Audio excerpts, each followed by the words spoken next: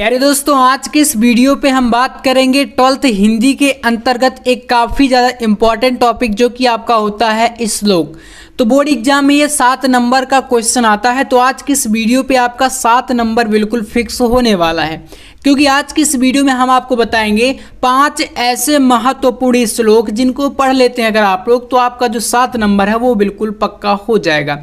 तो चलिए जानते हैं आखिरकार 7 नंबर कैसे मिलेंगे, आपको किस प्रकार से श्लोक का संदर्भ लिखना है और हिंदी व्याख्या कैसे करनी है, ठीक है ना। तो काफ़ी ज़्यादा इम्पॉर्टेंट टॉपिक है ये। तो चलिए शुरू करते हैं। सबसे पहला श्लोक जो आपके सामने है, और यहाँ पर समझ लीजिए पूरी बुक में जितने भी श्लोक हैं उनमें से 5 ऐसे श्लोक मैं लेकर आया हूँ जो कि काफ़ी इंपॉर्टेंट हैं। तो पहला कह रहा है, काव्य शास्त्र विनोदेन कालो गच्छति धीमताम व्यसनेन च मूर्खा नाम निद्रया कलहेन वा। देखिए आपने क्या है, ऐसे श्लोक इससे पहले भी पढ़ रखे होंगे, यानी कि इससे पहले की क्लासों में भी आपने कहीं ना कहीं आपने इनको जरूर देखा होगा। तो इसको आपको देखिए तैयार करना है। अब ये काफ़ी ज़्यादा इम्पॉर्टेंट है। इसका मतलब यानी कि हिंदी अनुवाद आप कैसे लिखेंगे, क्योंकि देखिए जो हिंदी है इसके अंतर्गत चाहे आपका रेखांकित अंश की व्याख्या करने के लिए आए या तो आपका कोई अर्थ लिखने के लिए आए संस्कृत का, आपको हमेशा अपने शब्दों में अपनी भाषा में लिखना है। कभी भी आप किताब के चक्कर में मत पड़िएगा। तो देखो इसको कैसे लिखेंगे, काव्य शास्त्र विनोदेन कालो गच्छति धीमताम। देखिए जो धीमताम यानी कि जो बुद्धिमान व्यक्ति होता है उसका समय किस में बीतता है, इसमें क्या बताया गया है, काव्य शास्त्र विनोदेन, यानी काव्य शास्त्रों की चर्चाओं में, अच्छी अच्छी बातों को करने में, सुनने में उनका समय व्यतीत होता है। इसी प्रकार से इसकी बात करें अगली लाइन की, देखिए व्यसनेन च मूर्खणाम निद्रया कलहेन। लेकिन वहीं पर जो मूर्ख व्यक्ति होता है उसका समय किस में बीतता है, तो व्यसन करने में, लड़ाई झगड़ा करने में, निद्रा मतलब कि सोने में, है ना, कलहन मतलब लड़ाई झगड़ा। तो ये सब चीज़ों में मूर्ख व्यक्तियों का समय व्यतीत होता है। तो आई होप आप अब इसको अच्छे तरीके से लिख लेंगे, कहीं पर आपको कोई प्रॉब्लम नहीं होगी। तो भाई हिंदी अनुवाद आपको हमेशा अपनी भाषा में लिखना है। और अगर बात करूं मैं तो इसका संदर्भ, तो भाई संदर्भ में मैं आपको बताऊंगा पूरा अच्छे तरीके से। तो चलिए अगला पहले श्लोक देखते हैं। आप देखिए आपको पहले अर्थ समझना इंपॉर्टेंट, क्योंकि अर्थ जो होता है हिंदी अनुवाद जो होता है वो 5 नंबर का आता है और 2 नंबर का आपका यहाँ पर संदर्भ आता है। तो 7 नंबर तभी आपको पूरे मिलते हैं। नेक्स्ट देख लो, अगला दिया गया है, जल बिंदु निपातेन क्रमशः पूर्यते घटा सा हेतु सर्व विद्यानाम धर्मस्य च धनस्य च। तो जैसे कि आपको यहाँ पर बता रहा है कि जल बिंदु निपातेन यानी कि जल की एक एक बूंद से क्रमशः यानी कि लगातार पूर्यते घटा, घड़ा जिस प्रकार से जल की एक एक बूंद से भर जाता है, समझना और अपनी भाषा में लिखने का प्रयास करना, ठीक है। मैं फिर से कह रहा हूँ, सा हेतु सर्व विद्यानाम धनस्य च धर्मस्य। जिस प्रकार जल की एक एक बूंद से घड़ा भर जाता है वैसे ही सर्व विद्या नाम, इसी प्रकार से विद्या भी एक दिन में तो आ नहीं जाती, धीरे धीरे प्रैक्टिस करने से वो जो है बढ़ती है। धनस्य च, और ऐसे ही धन भी जो होता है एकत्र करते हैं तो धीरे धीरे बढ़ता है, ऐसा नहीं कि अचानक से बढ़ जाएगा। और जो धन अचानक से बढ़ेगा वो समझ लो कि अचानक से घटेगा भी, मतलब अचानक से कोई धन नहीं बढ़ सकता। अगर आप मेहनत करके कमाएंगे ना तो कहीं ना कहीं टाइम लगता है। तो यहाँ पर इसको आप समझ गए होंगे, ठीक है ना, 2 नंबर का हिंदी अनुवाद। नेक्स्ट देख लो, नंबर 3 है, उदेति सविता ताम्र स्ताम्र एवास्तमेति चा संपत्तियों चा विपत्तियों चा महात्म्य एक रूपता। देखो उदेति सविता, सविता का मतलब यहाँ पर क्या है, सूर्य है, सूर्य को बताया गया सविता, ध्यान देना काफ़ी इंपॉर्टेंट है ये। उदेति सविता ताम्र, ताम्र मतलब होता है लाल, क्या होता है, लाल। तो जिस प्रकार जो सूर्य होता है उदय के समय भी लाल होता है, इस ताम्र एवास्तमेति चा, और अस्त होते, यहाँ पर देखिए एवास्तमेति यानी अस्त होने के समय भी क्या होता है, ताम्र होता है। इस ताम्र मतलब लाल जो है सूर्य जो होता है उदय के समय भी लाल और अस्त होने के समय भी लाल। पूरे दिन में चाहे जितना तेज उसमें मतलब चमक रहा है, लेकिन जब उदय होगा अस्त होगा तो कैसा होता है, लाल ही होता है। संपत्तियों चा विपत्तियों चा महात्म्य एक रूपता। इसी प्रकार से जो महापुरुष होते हैं, ठीक है ना, जो महापुरुष होते हैं वो भी क्या होते हैं, संपत्तियों चा विपत्तियों चा।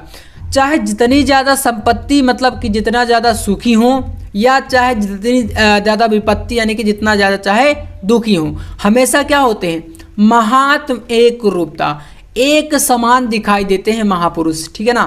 ना मतलब ज़्यादा सुख होने में ज़्यादा उछलते हैं कहें तो, और ना ही ज़्यादा दुख होने पर वो ज़्यादा दुखी होते हैं। हमेशा हर चीज़ों को बराबर फेस करते हैं। ठीक है, तो उम्मीद करूँगा इसको आप समझ गए होंगे। ये भी काफ़ी महत्वपूर्ण है, इसको कर लेना। नंबर 4 देखो, अगला दिया गया है विद्या विवादाय धनम मदाय शक्ति परेशान परिपीड़नाय खलस साधु विपरीत में तक ज्ञानाय दानाय च रक्षणाय। इसका मतलब क्या है देखो, विद्या विवादाय धनम मदाय शक्ति परेशान परिपीड़नाय खलस। खलस से मतलब होता है जो दुष्ट व्यक्ति होता है। ठीक है, मतलब दुष्ट व्यक्ति हो उसको हम लोग खल बोलते हैं। ठीक है, तो जो खलस यानी कि दुष्ट व्यक्ति होता है उसकी जो विद्या होती है वह विवाद के लिए, धन जो होता है वो मदाय मतलब घमंड करने के लिए, शक्ति जो होती है यानी कि जो बल होता है वो किसके लिए होता है, तो परेशान परिपीड़ना है, दूसरों को पीड़ा देने के लिए या परेशान करने के लिए। समझ गए ना। वहीं जो साधु मतलब कि सज्जन व्यक्ति होता है, ईमानदार व्यक्ति होता है, उसको देखिए विपरीत में तज्ज्ञानाय दानाय च रक्षणाय, यानी कि जो सज्जन व्यक्ति होता है वो इसके विपरीत होता है। इसके विपरीत का मतलब जो अभी तक हमने दुष्ट व्यक्ति के बारे में पढ़ा। विपरीत जैसे कि जो विद्या होती है वो किसके लिए होती है, तो भैया ज्ञान के लिए, दूसरों को ज्ञान देते हैं। अच्छा।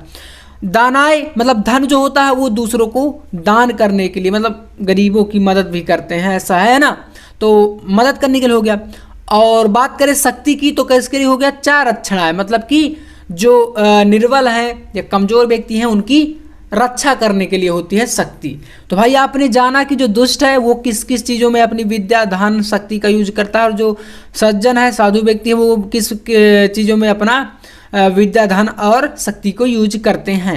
ठीक है, उम्मीद करूंगा आप लोग बहुत अच्छे समझ गए होंगे। ठीक है ना, और अगर आप लोग समझ पा रहे हैं तो प्लीज़ चैनल को सब्सक्राइब कर लीजिए, क्योंकि अब आपको ऐसा ही कंटेंट यहाँ पर मिलेगा।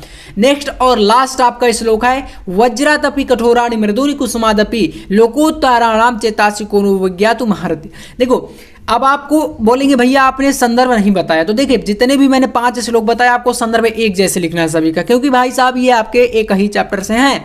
तो देखो कैसे लिखेंगे, इसी के लिए मैंने बताया था कि आपको मैं संदर्भ लिखना बताऊंगा। संदर्भ में आपको लिखना प्रस्तुत श्लोक हमारी पाठ्य पुस्तक हिंदी के खंड संस्कृत दिग्दर्शिका के सुभाषित रत्नानी नामक पाठ से अवतरित है। और मान लो कि अगर पाठ भी चेंज हो गया ना, कहीं अदर चैप्टर से दे दिया तो आपको पता रहेगा, तो भाई क्या करना है, वैसे देगा नहीं, इसी चैप्टर से आपका एक नए का आना है, 101% आपका यहाँ से आएगा ही आएगा। तो आपको सेम ऐसे लिखना है, 2 नंबर इसका मिल जाएगा। और बाकी बात करें तो हिंदी अनुवाद की तो भाई मैंने आपको हिंदी अनुवाद भी देखिए बता ही दिया।